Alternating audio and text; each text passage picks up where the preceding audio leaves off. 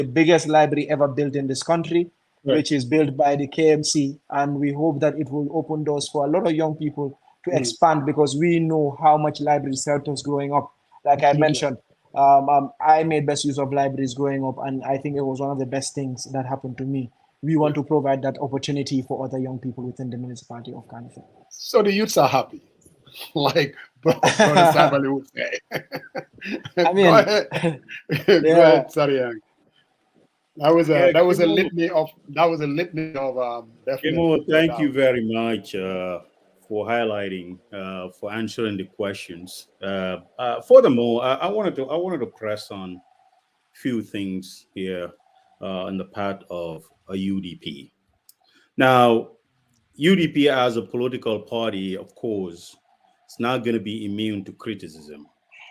When I listen to Kemo Bojang speaking and how when people talk about UDP as a party, they don't associate the party with the Kemo Bojangs. They don't associate the party with the Talib Bensoudas, the Almame Funding Tals, and I can go on the Karamba Toures and all this. People tend to associate the party with some of the outliers. And I'm not naive. I understand every party has outliers who will say stuff that is not in line with the party. But mhm, obviously, there is a gap because yeah, whenever you talk about UDP, the first thing is they mention folks who are outliers. They mention about UDP attack people, insult yeah, people. yeah, UDP cannot argue intellectually. And I want mhm, you, and the most important thing that troubles me is UDP and MPP is 6 and 9. As a young, vibrant politician, I mhm, want you unequivocally help us to address these issues. And if there is a gap in terms of getting the message, why the voices of those people that they continue to associate UDP with are louder on social media and everything than the folks who would, if you listen to you, Kemo got the idea and Kemo knows what's going on. How? And I want you got the flow, Kemo. yeah. I think human human beings are biased in nature, and I think that's a totally fine perspective to have. And I believe that usually bad news makes more news than good news. But I think we have a responsibility as a party also, and I like to say this because it's more of self accountability is the most righteous way of accountability, and that you cannot wait for people to hold you accountable so you can be held accountable. For me, I do believe that we have a minority online who are very loud, unfortunately, but they don't even make up 1% of the party's support base. Because I like to think that we on the ground and people who hold positions of leadership within the party should be seen as the face of the party. But unfortunately, like you mentioned, there's a minority on social media who continue to propel some of these positions. But in every grand association you go to, or in any grand organization, you're always going to have the different sets of people. But I like to also say that you find them everywhere. But what we have been able to do is that we are trying to rebrand the party, and I believe that since 1996, the UDP has faced one of the biggest challenges as a political party than any party in this country or in the sub-region. We faced a dictator where we really had very limited access to communication because we had very limited number of radios in the Gambia. We had one TV station. Social media was not, a big player back then. So Jammeh did a good job in branding the UDP as as a hostile party, as a party that is very, not open to criticism. And I think, for example, you ask my generation, for example, Lan Mota Blagulo Usaino Dabo. They tell you, Pabu Bukai. But nobody can really tell you why they don't like Usain Odabo. So it's Right. an issue of perception. It's an issue of something you've been hearing over and over, and then it has become a truth to you, even if it's not the truth. But also we have to be fair to people and understand that if people have been on the defensive for so long, it takes time for them to be able to shift. And this I am saying that because the supporters of UDP have been the most persecuted. They have been the most beaten up. They have been the best. They have been the ones who have given life. They have given property. They have served prison terms. So, and against a dictatorship, you were always in defensive mode. Now we're transitioning into becoming sort of a government in waiting. And we're doing all we can to rebrand the party and be able to put the party where it needs to be. And like you said, I don't think I am different from any supporter of the United Democratic Party because I believe I embody what the United Democratic Party stands for. So if somebody out there positions themselves otherwise, they don't reflect what the UDP stands for. If you see Kemo Bojang, you see the UDP. If you see Rahim Malik Low, you see the UDP. If you see Sehu Kamara, you see the UDP. You see Almami Funding Tal, you see the UDP. You see Hussein Odabo, that is what the UDP is all about. And uh, um, um, and I, and for me, I've continued to say that while it is true that we have a minority that we need to work on, but I also believe that all political parties have the same thing. Because, for example, I have had more abuse and more disrespect from supporters of PDIS. But that doesn't mean that I am going to term every member of, even Mr. Jang, when you wrote up my picture and post yesterday, I saw one of your most respected young people calling me a colonial chief. I'm, I'm, I'm not sure whether you saw that comment, but they make fun of me and even the way I dress. But I am a decolonized African. I wear the things that reflect my identity. I don't wear a suit, but I have never called anyone a colonized, African. But these are the issues, for example. But I think what happens is that we have found ourselves in a generation where there's no accountability because everybody can sit in their houses, write whatever they want or say whatever they want, and they won't be held accountable because there's no repercussion to your action. But the UDP is working on rebranding. The UDP is working on having, a code of conduct and be able to control. But again, we are a mass party. We are not a cadre party, or a cadre party like PDIS. We have a majority, of supporters are out there, and these are the people that put their money, they put their resources and time, into running of the party. So we give them the position to express themselves. Valid people will see the expression differently, and we're trying to work on that. But I do believe that the names you have mentioned here, Mr. Marong, are the real representatives of what our party stands for. Thank you, Kemo. By the way, I saw that comment, and what I did was I just shake my head, and it's true. Exactly. Nobody would go against those type of comments, but it is becoming a conventional wisdom that is acceptable for someone to say that. So it's true, and you find these outliers on every party. I agree. Exactly, it's But everywhere. I don't want because I did not give any relevance to that comment. I responded to one person, but I did not respond to that for best Exactly. reason to me because No, I to don't you, want yeah. to go into the trenches. So, but so you've highlighted quite an achievement at KMC, and you know what? Those achievements cannot be out there or for you to sit on this platform today and highlight that with confidence without the leadership of someone.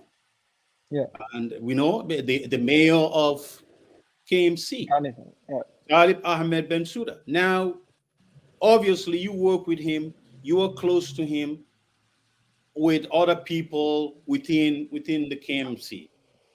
What would you have, or what would you say about his leadership style, his character? Because those matters as a leader. And you both are young folks within the UDP, but you guys carried also the spotlight, and also Landing is there, Yankuba is there, but KMC, you can speak for KMC. What are some of the qualities that Yeah. he brings to the table? I think I wrote a post last year whilst I was in Washington, because I was there for the McCain Fellowship. So I'm also a McCain Fellow. So I was at the McCain, the IRI, the International Republican Institute, for a few, for some time, on my fellowship. And I had a meeting with a think tank that had a Gambian that worked there. And during our meeting, he asked me about leadership, especially young people, youth leadership in Gambian politics. And my position has always been that Talib is the greatest leader this our generation is blessed to have. This can be a biased position based on my relationship with him, because I don't just see him as a boss per se. He's someone that I think is my brother now because of how much we have shared and what we have worked with. But it also shows that where he comes from, we can build leaders like that. That the UDP has opened up doors for a lot of young people as leaders. But for example, Talib Ahmed Bensouda is an example of his own, and his leadership style has always been an all-inclusive position. And he doesn't look at, when you come to KMC, you don't know who is UDP, who is APRC, or who is NPP. In fact, one of the closest guys to him, who is Babukar Mansali, is the councillor for APRC. And in fact, Mansali had issues with his party because of his proximity to Talib. And for example, today you're seeing people like Nene Frida Gomez, who is not a member of our party and is one of the closest councillors to Talib. I believe that he has shown what his leadership capabilities are as a young person, and he has been able to deliver to the people of Cardiff Municipal Council. And I believe that where that has come from, there's more that would come. There's more to offer, and it's not just Talib. For example, you have also seen what Yankuba has done in Brikama, and you've seen what Rohi has done in Banjul. And for me, Landing stands out, because knowing the challenges of being a rural area council and what Landing has been able to achieve, for me, is unprecedented. And I think he doesn't get the props he deserves, because he is not out there on social media and everything. But the reason why he was able to return back and become a chairman in the rural areas where the UDP won shows that the people have confidence and the people have trust in him. So Talib went through the Usaino Dabo school of thought, I like to say, and he has been able to show that this is what the mentees of Usaino Dabo can deliver. And for example, if people say, yeah, but Dabo, but Barok comes from your party, I'm like, yeah, but Talib comes from our party. Rohi comes from our party. Landing comes from our party. Yakumba came from our party. But you never talk about those ones. So I say that it's more so a position of convenience, and a lot of times, it just comes from a position of bias. But like Talib, we have thousands of young people within the UDP who can deliver. But like I said, he's a blessing to our generation, and he's the greatest leader our generation has produced in political leadership in the country, in my opinion. Thank you, Kemo. Go ahead, Musa. Thank you very much, Kemo. I want to talk a little bit about the Constitution, because now, if there is one issue that is out there, this is something that we definitely need to discuss, because it's absolutely important. If there is one thing that we all believe to get rid of Jammeh, was hopefully we will have a new constitution. Constitution. Oh yeah. Unfortunately, we are where we are. Unfortunately, we can relitigate what happened. The 2020 draft, what I would call the People's Constitution, was basically rejected and railroaded by no other than President Barrow. As far as I'm concerned, that's my opinion. Yeah, and you're not wrong. We're having another stab at it. There is this 2024 draft. A lot of problems, a lot of misgivings. People saying that, why couldn't we bring the 2020 draft? Well, it is what it is. We don't have the luxury to deal with the 2020 draft. If you were to talk to your party, we definitely do not want to go into 2026 under the 1997 Constitution. Sometimes people accuse me of saying, well, you know what? We shouldn't be so desperate to get rid of the 1997 Constitution to just replace it with anything. And I'm not talking about anything. If we can have a 2024 draft that has a term limit of 10 years, I like that. I think that is important. If I have a draft that would at least talk about all the rights that are in it, I like that. There are things that I don't like. If we are going to have a constitution that would at least absolute majority, that you cannot win without 51%, I like that. And as an opposition, I see that as a possibility of changing the, oh my God, is he gone? Maybe I talk too much. No, I'm back. Yes. So, Yeah, in I'm other back words, now. Yeah. I have my reservations, Kemo. There are things that I do not like. And I agree with all this confirmation about ministers. I like all of that. But there are things that I say that maybe, what is there that we can do to compromise? I mean, I asked the question to Mr. Dabo when he was in Atlanta, and he made it very clear that, look, we won the 2020 draft. And I'm like, well, Mr. Dabo, what is there that can be done that at least we can compromise? What I'm getting is UDP's position is, look, without the 2020 draft, to hell with this 2024 draft. Am I reading it right, or do you see it differently? I think first point of call is that the things you're saying that you would want to see in the 2024 draft and would accept it are the things that President Barrow doesn't want to see in it. So you would not see it in it. So I think it's more about understanding that you have the people's document and you have President Barrow's document.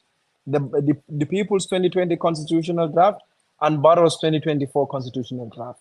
And I do believe that the UDP's stance has always been that we are for the people, and 116 million was spent on this document, and Right. we went far and wide to consult Gambians, not just in the country but in the diaspora and everywhere, where we wanted to listen to what they had to say and put it in this document that will reflect the basic rights and freedoms of everyone living in this country. Mm-hmm. And it's unfortunate that draft was killed because of the NPP's disregard for the Gambian people and their selfishness for one individual who is President Barrow. I get that. We will just be beating a dead horse. We all know that. No, wait. Let me finish. No, Sariang. I'm the one asking the question. I'm not going to allow you. Don't filibuster. But you gotta let the man answer the question, though. Nope. Don't You are filibuster. not asking. You are not giving the opportunity to answer the question. Let me ask my question, please. No, but you are not letting him to ask his No, question. I disagree. Totally. Wait for your turn. Let me ask But you my are question. not letting him answer the question. Let me ask my question the way I want No, to but ask you it. are not. You Bro, are not letting him allow answer the me. question. Allow me. Respect me. Let me ask No, my I respect question. you, but you gotta But respect the judge too. Wait for your turn. No, you gotta respect the judge too.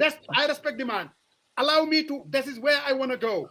I don't want to talk about. We agree that the 2020 draft was hijacked by President Barrow. I said that.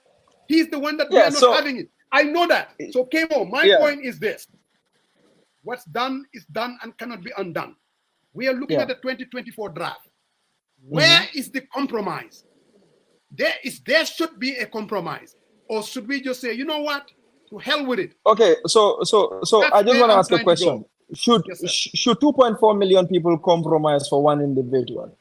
No, it's not about it's not. I don't think we should. No, but that's what it. I'm saying No, is, but that's it. When it That's let me ask my question. Kemo. Yeah. For me, this is bigger than Barrow. For me, this is absolutely bigger than Barrow. What I'm saying is a 2-term limit is something that the entire country agreed to, and it's in the 2024 draft. A 50+1, no one can win without absolute majority. It's in the 2024 draft. There are other things that I don't like. The term limit, meaning Barrow will not be able to, where I will draw the red line, he will not be able to run in 2031. So my question to you is using the mechanism within the National Assembly, should we have compromises that at least we will have a new constitution other than 1997? But then that has always been the position of the party. Like, take it to the parliament, unaltered, and let the committee deal with it. Okay. Because so you're open to that. Yes. Because but that has always been UDP's position. You know, a lot of people are like, well, UDP doesn't want to compromise. But what we have always said is that we are only going to compromise based on what the people say and want. We cannot compromise on our own accord, because this is a document that was built by the people for the people. Absolutely. We have never had a constitutional building process that was this extensive and this consultative. The reason everybody was in high anticipation of this document was because of the effort that went into it. Right. So I continue to ask the question: should we compromise? Because the term limits you're talking about is in the 2020 draft. I like that. I like the 2020 draft better. Yeah, the 50+1 is in the 2020 draft. Absolutely. Yeah, so the only positions that we had issues with was the retrospective law, which was when will Barrow's term start. 2 was the issue of secularism. And also thirdly was the issue of citizenship. I think these were the biggest contentions between political parties at the time. And for me, I've continued to say that I am a representative of the people. And Correct.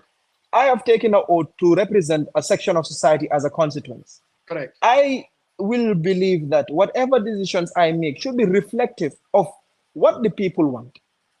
So in as much as we want to compromise, we cannot do it at the detriment of my future and the future of the people, of the children that are on board. And I continue to ask the question, are we going to, why can't President Barrow as a single individual compromise? Is President Barrow afraid that he'll lose the next election? So these are the positions that, I continue to ask. Why is it that we, 2.4 million, as per the new numbers that we got from GBOS, should compromise for one single individual? And nobody has been able to give me an answer, on these things. If there's compromise that needs to be done, we need to have the social contract in place. Then I believe the only person who should compromise in this position is President Adama Barrow, and not the Gambian people. Absolutely. And I hope next time my co-panelists will allow me to ask my question where I want to take it, my style, the way I want to do it. You do you, let me do me.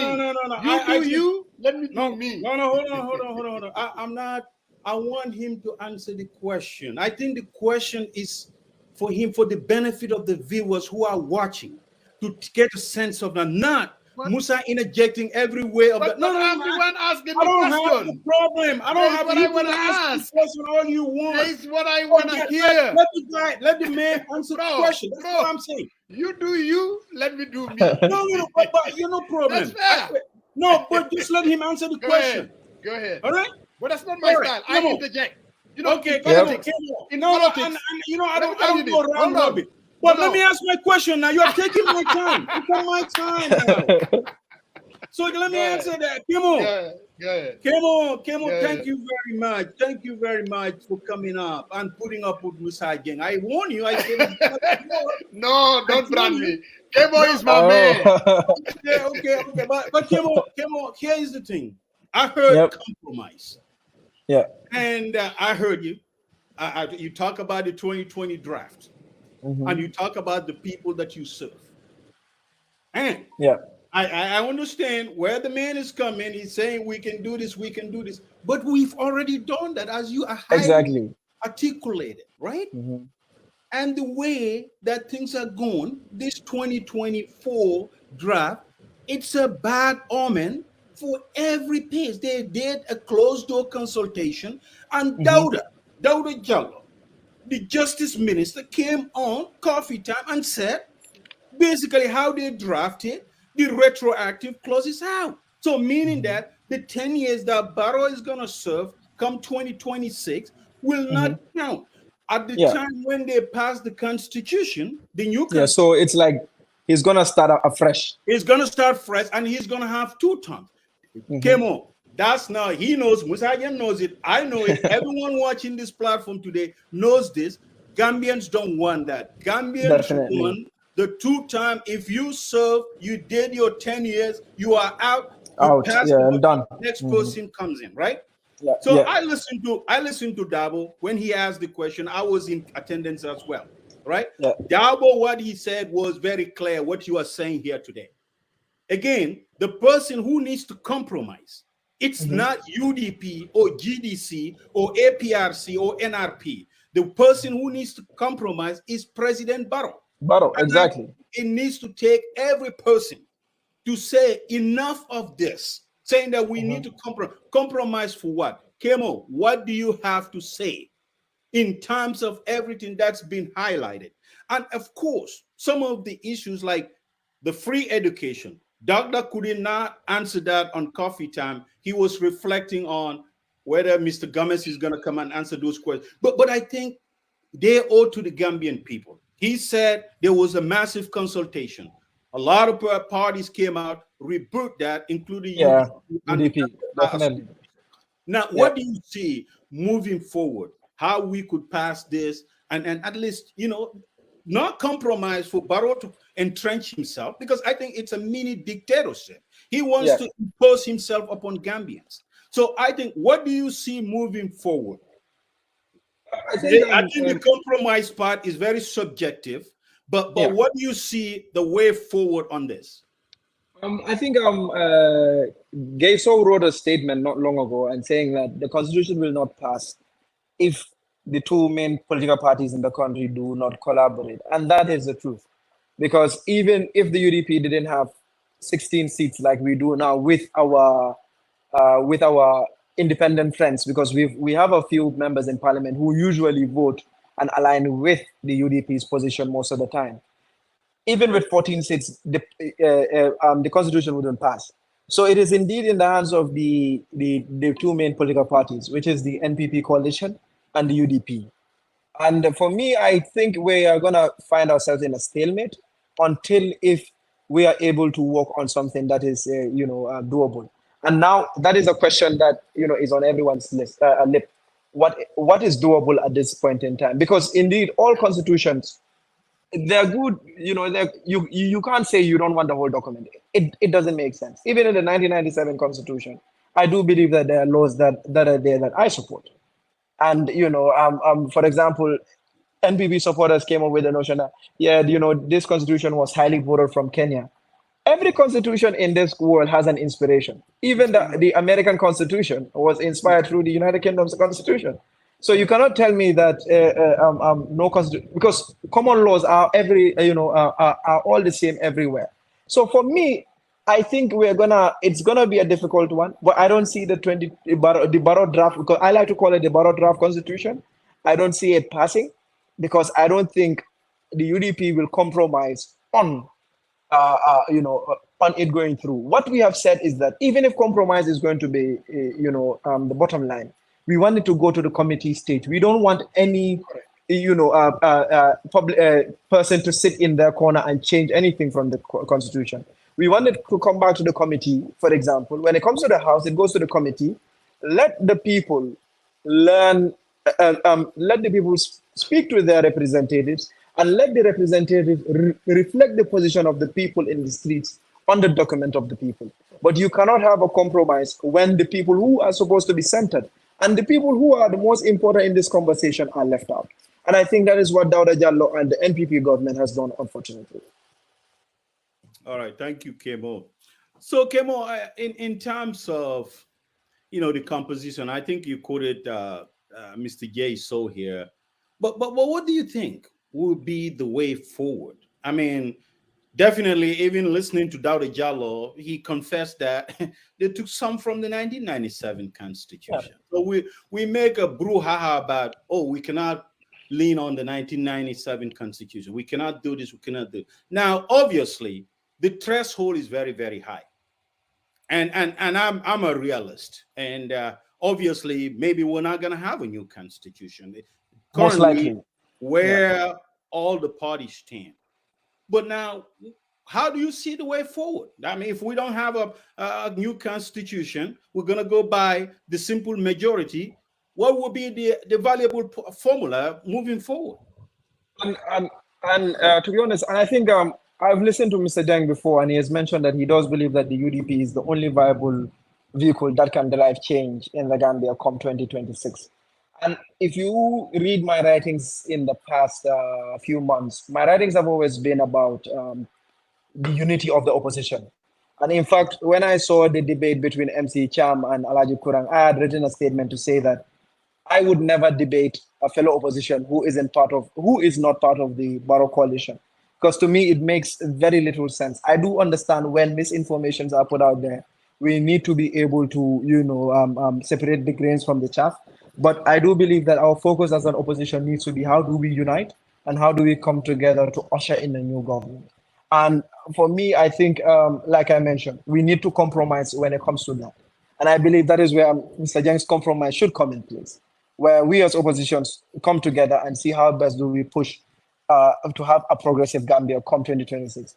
Do I believe that the UDP has the might to change government? Yes, I do believe that we can do it alone. But do I think it would be better if everybody comes on board? I do believe that is best for the country. And I do believe that we need to be able to come together and see how best do we move forward. And, because it's only in Gambia, unfortunately, that the opposition fights another opposition.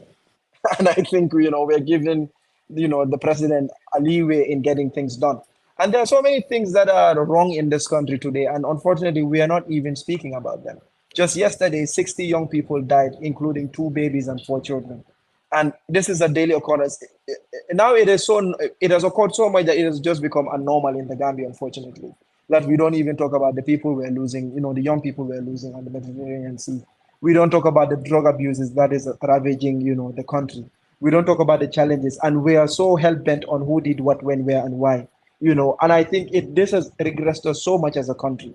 And for me, to answer Mr. Marong's question once more, is that I do believe that even if we don't have a new constitution, if you listen to the tempo on the ground and then you listen to what the Gambian people are saying, I do believe the same way simple majority was able to remove Yahya Jammeh, we will be able to remove President Adam Barrow come 2026. Thank you. Go ahead, Musa. Kemo, and I hope my co-panelists will not filibuster me, even though I still like him. Kemo, I have Pasamba always tease me, and I'm an old man. He's not correct. I'm not, but I've seen a lot of elections, and I like to consider myself a political realist. Lan mo muna xew ak lan mo munta xew. I've had some whether going back to 2001 when we lost the elections, then we went back and said, let's put together Save the Gambia Democracy Project. Coming back to 2006 when the whole thing disintegrated. And then, because we knew we were going to lose, and we lost badly. 2011, we gave it another shot. The rest was history. So after going through all that, you should learn something from it. For me, the 1997 Constitution is a no-go area. Like you, I wish we could have the 2020 draft with its own imperfections, with all the imperfections that's in it. I get that, but at least we will have a new law of the land. And I think, I wish ne lolu more were on hell, but lolu held. But I also believe that any constitution or anything that you do, whether it's in the National Assembly, whether it's in Congress, there is always going to be a compromise. And listening to you, you understand that, yes, Kiso said, in the absence of the UDP and the NPP collaborating and sitting down, because it's a political process, and then find a compromise, it's not going to happen. It's not going to pass. We all understand that. That is why, man, I'm itching and talking. There was something that I put on in Coffee Time, talking directly to the president, telling him why that needs to be done, and he should take the leading position. That they should come together and let's look at the document and let's find a common ground, things that we can agree upon. At least let's have a new constitution before 2026. Whatever it takes, whatever reservation that I have, we'll take care of it. Remember, back in 2020, the retroactive clause was basically the one that threw it out. If we were to agree to that crap, we wouldn't be talking about this. The man will not even be able to run in 2026. So you see, sometimes at the heat of the moment, we all get emotional. I get that. But let's make the compromise. Let's have the term limit in place. Make sure that Barrow doesn't run in 2031. We cannot say it to run 2026. To me, that's a no-go area. I'm just telling you what I think. Yeah, no. I do understand your position. But Mr.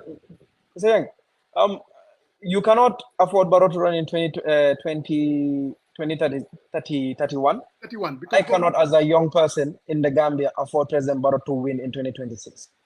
So there's more at stake for me than anything. Trust me, because I want to see change. I want to see that.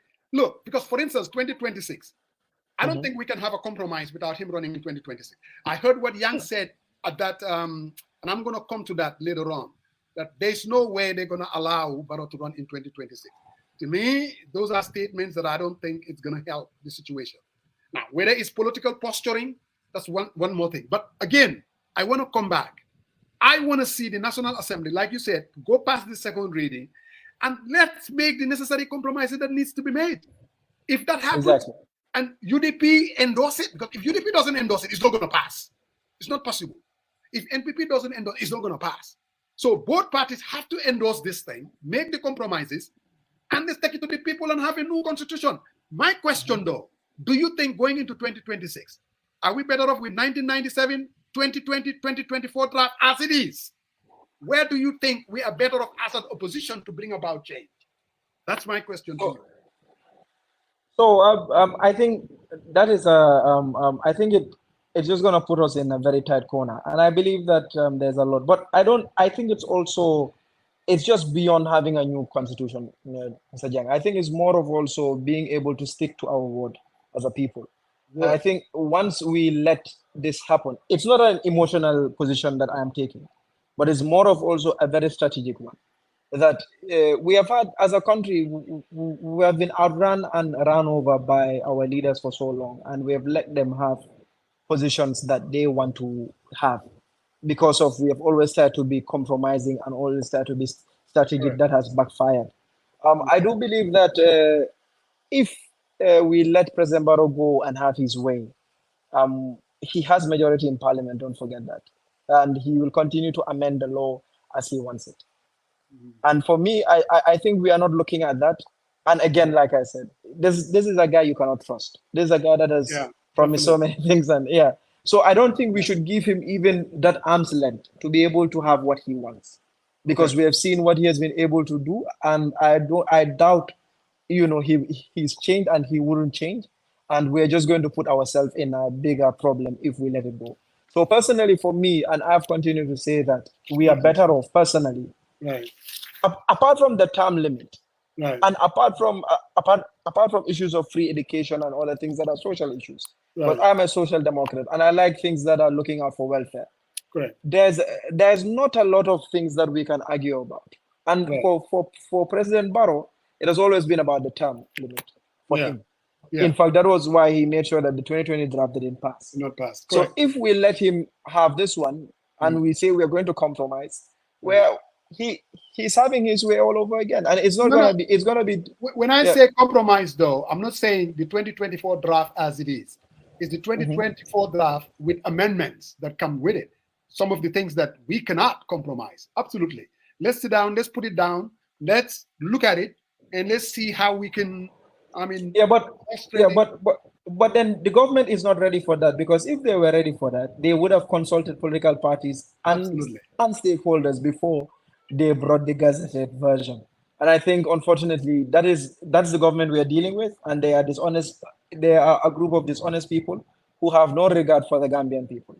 All right, Kemo, I want to shift gears a little bit. I want to go to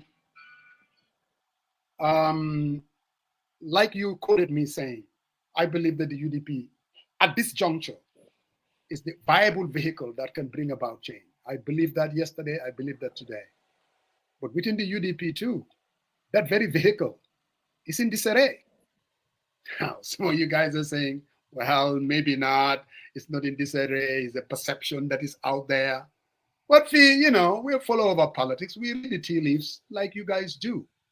I listened to Lamin Mane on Coffee Time. And this is what he said when Peter asked about this flag bearer come 2026. He said, all aspirants should forget about their own candidacy and come outright and just support Mr. Dabo's candidacy as the flag bearer. And that will put everything to bed so that the party can move on. The only reason why there is this jockeying and this camp is because, yes, we all know that there is going to be a process. That's the UDP position. There is a process that's going to happen. But Mr. Mane is saying, even though there is going to be a process, the process has already delivered us a candidate, and that candidate is Mr. Dabo.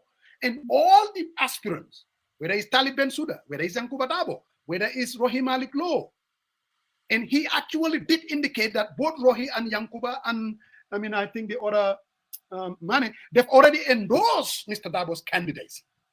Now, what say you to that kind of blanket statement from an important person within the UDP? Do you agree with his assertion, or do you see it differently?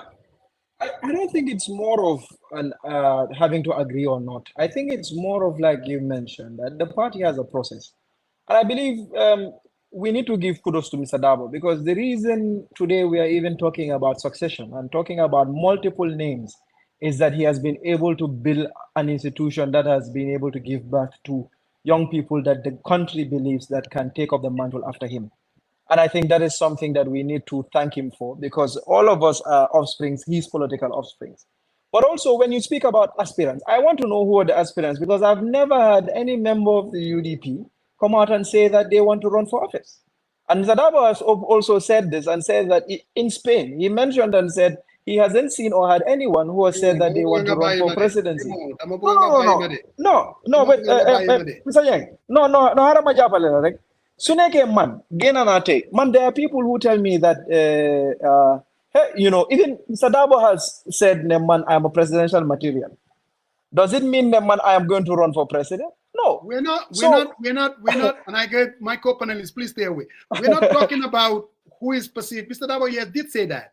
Mr. Dabo did say that Kamba could be a candidate, Pata PJ, and he talked about Kemo. I understand. I understand the deflection. But look, there is a reality within the party. There is this succession. People are saying, Mr. Dabo has been there for a long time.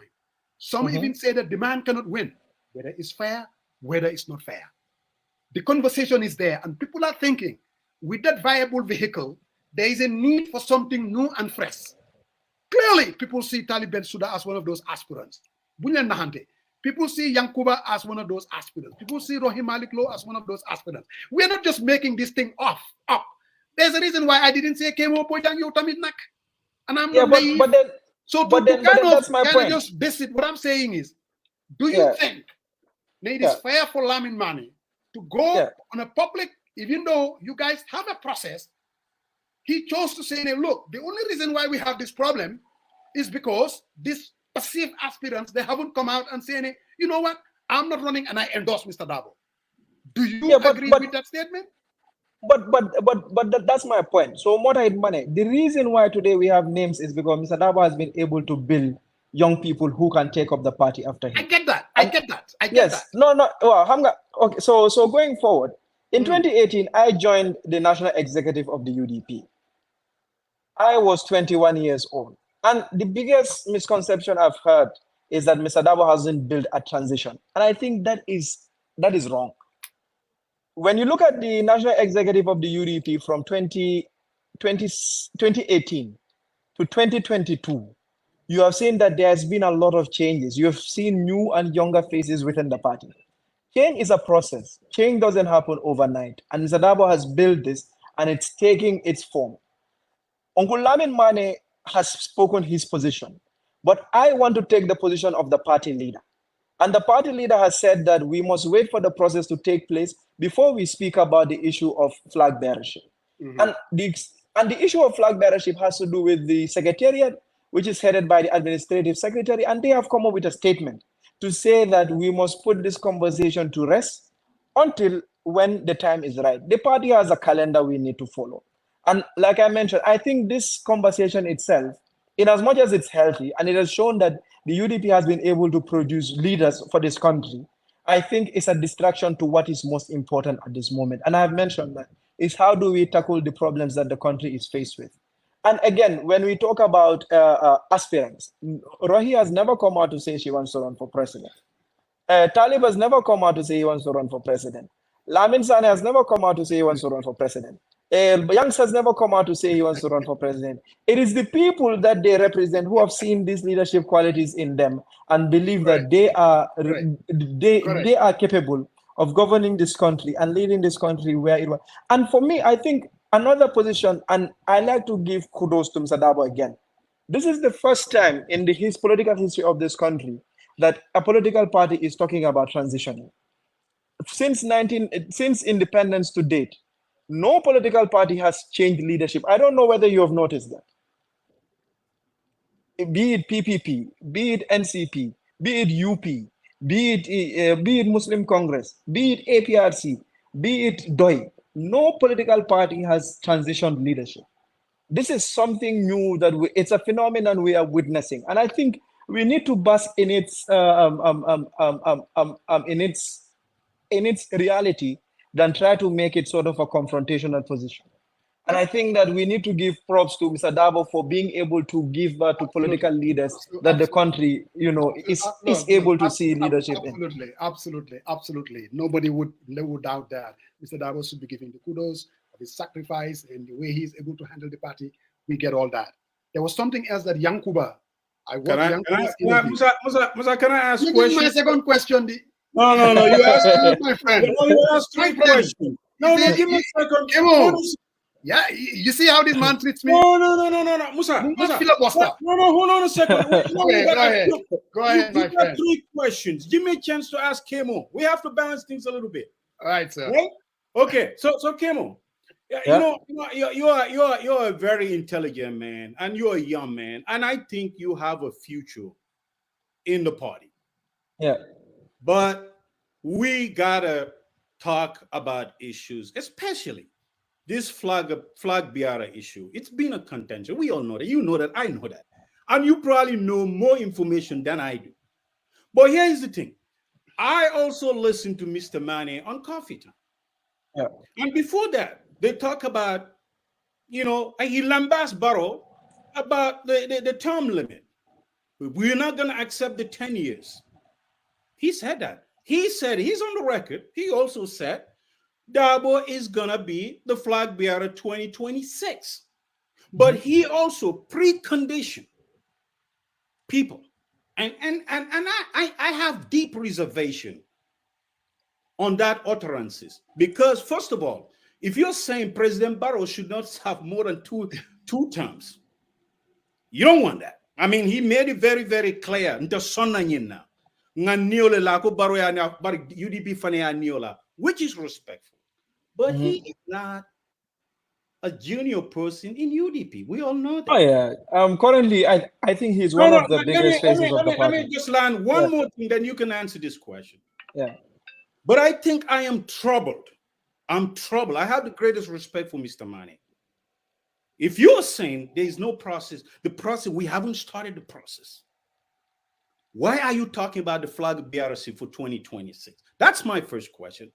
But I think it kind of conflict, and people call your sincerity into question. When you are pressing Barrow not to run, but you are asking people to come and declare that they are not interested in this whole issue and all that, I think it's very undemocratic. And one thing I want to make sure it's very clear, whether it's the draft constitution, whatever, Gambians fought to don't want dictatorship anyone. They want multi-party system. They want any Gambian who meets the criteria, who is a bona fide Gambian, to form their party. No one can take that away from them. But also, within the party structures that's been in place, there should be divergent views. Yeah. No one should suppress, or no one should condition folks to come on and declare whether, I mean, those people didn't declare. You said that, but can you censor their people who wants them? Definitely. I think that's not fair, and we gotta call things as it is. My man doesn't understand what I'm going for with this, but I gotta get chance. I respect that. And I want you to give me a chance before you get too overzealous and excited where I'm landing on this question. But Kemo, you got the floor. Go ahead and answer this question. Yeah. So again, I will want to just say that I believe that Mr. Mane was speaking on the fact that if Mr. Dabo is to run for office, he would support Mr. Dabo. But Mr. Mane, as a senior member of the party, knows that the party has a process and the party has a calendar. And this is a position that all of us, as members of the party, especially people who have served in leadership of the party, should be able to uphold. And I believe that Mr. Mane has been one of the people who have upheld this position of the party, and nothing would change that. He has said his wish, and I think we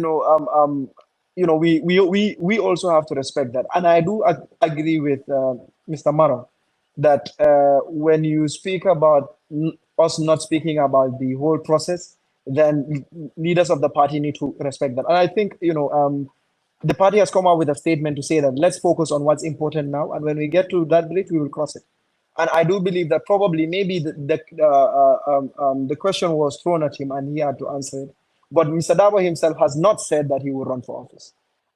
And I like to say that in 2021, nobody had this question to ask because we all knew that obviously Mr. Dabo was going to run for office.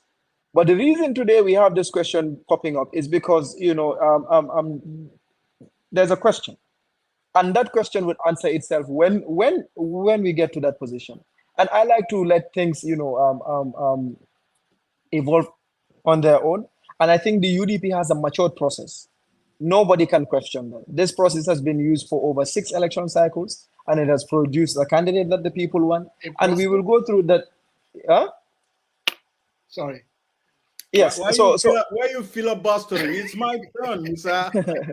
Yeah. So what I'm saying is that the UDP has a matured process that has selected in the last primary to select a flag bearer. We had 4 candidates who had applied. One is Lamin J. Dabo, lawyer Lamin J. Dabo. The other is Usainu Dabo. The other one is Usainu Mbu. Please. No. It's a process. It's a process. I mean, it's a process. Please. Yeah, it's a process. So if the process, I mean, it's the same thing. We can say that we went into 2016 contention knowing that Adam Barrow was going to come out as candidate, but we still went into it. Exactly. It's the process. So in the last election, we had a process. 4 candidates, applied, and one came out victorious as the candidate. In 2026, we are going to go on with the same process. We are going to call on Central Committee to go on with the process, and then have a candidate. But I do agree with Mr. Maro that when a party puts out a position, I think we need to accept and respect that position. And for me, this is why I don't even have this conversation. But I do believe that the whole idea that we as a people have even pinpointed up to 2, 3, 4 names, 5 names of people that can replace Mr. Dabo. And I like to say this, and this is not the first time that I'm saying it. When I got into the national executive of the UDP, Mr. Dabo told us in our first executive meeting that we have been brought to take up the mantle of leadership within the party. And I believe that he is building young leaders who can take over from him when he is, he's ready to hand over the baton. But also the process has to be respected, and we cannot force people to do that. And that has always been my position. Can do Mr. Damane, Dangawara hand over power. It doesn't work like that. We are an organized institution. We are an institution that has its laws, and we are going to abide by them. And when the time is right, which is 11 months before elections, we will come out with a candidate, and we will produce to the candidate, to the Gambian people, what the Gambian people will desire, and we are hoping that they will give us the mandate, to rule this country.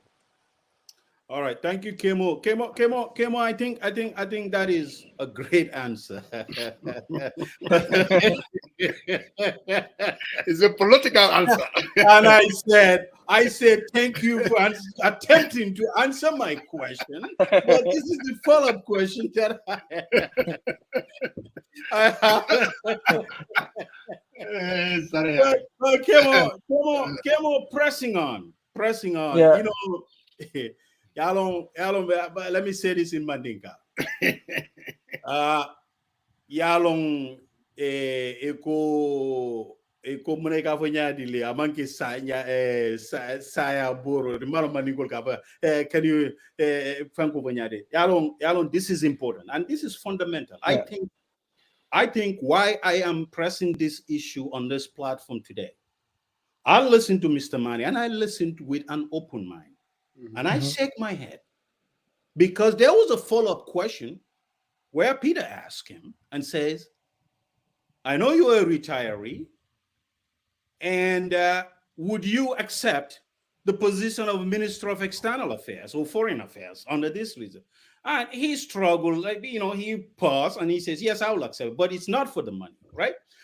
So I think all these answers, we have to be careful because he lambasts Dr. Tangara, saying that he's not qualified to get this position and all that because of the past work or association with the Jammeh government. Me, from my vantage point, if I am going to criticize people, I want to make sure that it's all encompassing and I'll have to be fair. But this flag bearer issue needs to be communicated properly. And I think I am not candidate endorsing any candidate over the other. But when you go in there and say, oh, yeah, you need to be careful. You can't talk, come on the platform and declare, because that's what he said exactly. He says, all the people, it's their support. They need to come in and say they are not interested in. Well, don't say that. You are forcing people. We understand there's a process there. But I think also the reason we are sitting here, you are coming on this platform, we have a multi-party system. It's because Gambians fought for it. And that's why you took that firm stand, saying that we cannot compromise on the 2024 draft constitution. And I understand solely because Gambians don't want that anymore. They don't want anyone to impose on them. So if the supporters are saying, I prefer this candidate over the other, that's their preference. We need to respect that. But how do we coalesce and bring those? And I think that's where Mr. Mane's leadership matters. If there is chaos or there's a disagreement, I think he needs to lead by example and lead from the front to make sure that there is unity within the party, but not telling people to come in and declare. I don't think that's a good position to be in, and that's my position. And I hope youngsters like this will have the courage to challenge. I mean, if somebody says stuff like that, it's in contradiction to what UDP stands for, because we start by who is UDP, the people who come, people who are allied. But if somebody goes onto a platform and speak like that, I really don't think that is the principles and, more importantly, what the Gambians voted for and what they like to see moving forward. And I think that's more of a commentary than a question. And if you have something to add to that, you are more than welcome to do so. Oh, yeah. So I just want to say that, like I mentioned earlier, I agree entirely with what you've said. And for me, I believe that as leaders of the party, we have to adhere to the rules and regulations that we have set, which is the positions of the party, and then we have to uphold those positions. And I like to say that as far as the Secretariat has come out and said that this is not when to discuss it, and Mr. Dabo himself has said that also on Kirfatu, to say that he hasn't even, when Fatu Ture asked him, are you going to run again? And, he said that is up to the Gambian people. And for me, I believe that is the position that the party has taken, that we do not have a candidate. Yes, we do have a party leader and secretary general. Like in 2016, we had as party leader and secretary general, but we had a different candidate. So if the time is right, the UDP will come up, to give its position on what we have in store for the people. But like Sariang said, I do agree entirely. We must be able to differentiate. And also, when we speak, we must also understand that we are not speaking just on our behalf, but we're also speaking on behalf of the party, because a lot of people, do listen to us. So this is why my position has not changed from what the party has given. And I do believe that everybody who is for the UDP should take the position that the Secretariat has given. That until the time is right, we will use the process that we have always used since 1996 to declare that we want a candidate, and the people will be happy with our candidate by God's grace. Thank you, Kemo. Go ahead. Kemo, I want to preface this question by saying the same kind of respect that you have for Mr. Dabo, that's the same kind of respect that I have. It's because I've seen him on a journey, and I've seen the kind of person he is. He's an honest man, and he's a family man. And I don't think he would do anything to sacrifice this country just on his own behalf. I know that. But I'm also a student of, what should I say? I mean, I've seen the evolution of our politics. I listened to, you kept saying that there is a process, and everybody is saying there is a process. I know that there is a process, But you know what? When you talk about 2021, that was not a serious process. Trust me. No disrespect for the other candidates. It was a done deal. As long as within the UDP, Mr. Dabo is going to throw his hat in the ring, there will not be a process. Seriously. No one. Oh, but I think that would be okay. Let me come. Like that. Maybe you know something that I don't know. Okay, Maybe, and most likely, yes, you're an insider. But I'm just saying, if Mr. Dabo is going to declare his candidacy and he wants to run based on his political resume, I don't see any of these aspirants that will run against him. It's not possible. So to me, that's a done deal. If he runs, Mr. Dabo is the candidate. If he steps aside, then that will be the test for the United Democratic Party. If all of them will subscribe to the rules, Memarek, you have your time to answer. I'm just telling you how I feel.